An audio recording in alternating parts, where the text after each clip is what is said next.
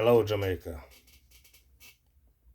This is the Jamaica Patriotic Alliance once more. Greetings in the powerful name of Almighty God. Another moment in time when we have many concerns to address as a country.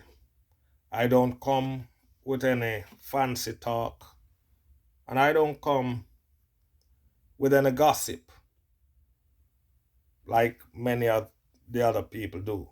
I come with concerns and deep concerns as to what is happening to our country and what we as a people can do to change what has become the norm in our country. What has become the norm in Jamaica is crime and corruption. I have not seen enough outrage from our citizens as for the criminal activities that our law enforcement and citizens and to a wider extent politicians have perpetrated on our nation. God has blessed Jamaica with beautiful landscape. God has blessed us with the most beautiful beaches in the world. God has blessed us with the best bauxite in the world. We have some of the most talented human beings in the entire world. But the mismanagement of these natural resources that God has blessed us with has brought us to a graveyard. Jamaica is becoming a graveyard.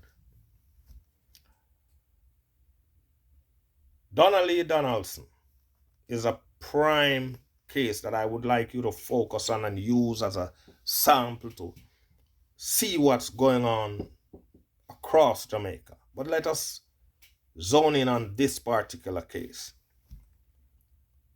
She was innocent. She was unarmed.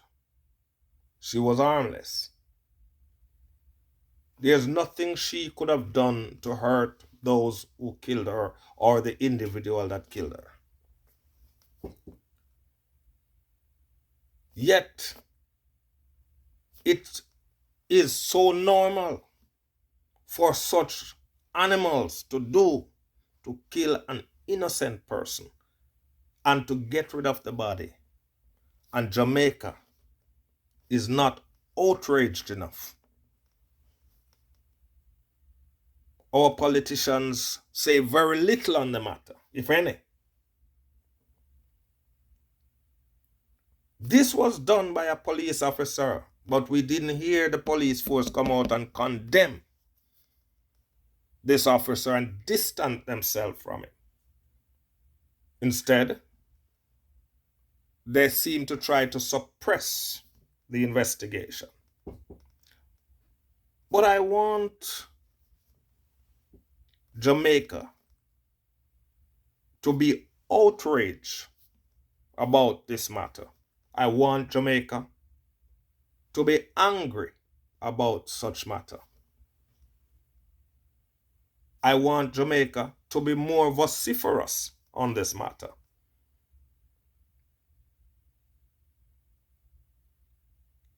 This is becoming too normal. Jamaica has become so used to death that death is being celebrated. The insensitivity that the nation displays towards death and destruction is troubling. Death is celebrated in the songs that the people dance to. The dancehall artists are some of the main conduits that convey the message of death and destruction to our youngsters. Our young men see to think that they have to be killers rather than productive citizens. But I say to you all, not all of you were born from a mother. I say to you all of you have family members, have relatives. Think on them before you do the stupid things. Because when you get involved in what's wrong, your poor family pay the price. I say to our leaders that seem to turn a blind eye to everything that goes on, I do not hear a united cry from our leaders as they would come together and with one voice condemn the level of crime that is going on across the country. You would think that the politicians would join hands in parliament and pray for the nation and condemn this kind of grievous act, the monster of crime that is taking hold of our country. Jamaica is a beautiful country to be enjoyed. Now we will be walking on graves all over Jamaica if we allow the country to continue like this. And so I call on you, the people, to demand the right to bear arms, because you have to be able to protect yourselves. The government is not protecting you. The police force, half is with the criminal and half is not doing anything. So it's up to the people now. But let us do it in a legal way. We are calling on the government and the FLA, or Firearms Licensing Authority, to allow our citizens the right to bear arms so they can protect themselves against criminal elements. I want Jamaica to be outraged about the level of crime that is going on. For the young men who cannot get along, I urge you to find common ground and try to get along. You cannot kill your way to the top. In fact, each person you kill creates more enemy for you. You are creating enemies for yourself.